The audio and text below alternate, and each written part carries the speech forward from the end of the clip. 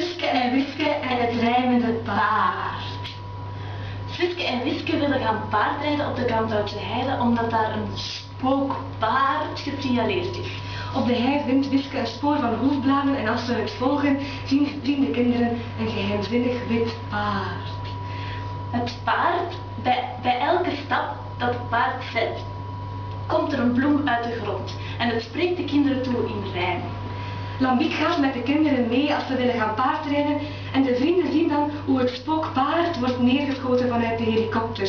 Gelukkig kunnen de vrienden het paard redden en voordat het opnieuw wordt neergeschoten. Maar nu is het wel zo dat professor Barabbas de naaste liefde in deze tijd wel heel erg mist. En daarom heeft hij een nieuwe uitvinding gedaan, de teletransfer, waarmee hij beelden tot leven kan brengen.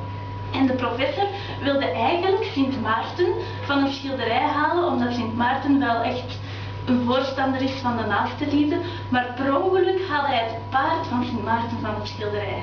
Maar het paard is dan ontsnapt en de professor moet zich in een Romein verkleden om hem te gaan zoeken.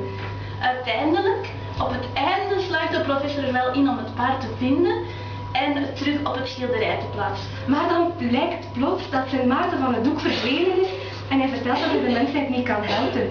Nee, want eigenlijk weet iedereen dat er 15.000 miljoen mensen honger lijden, maar ze doen er niks aan.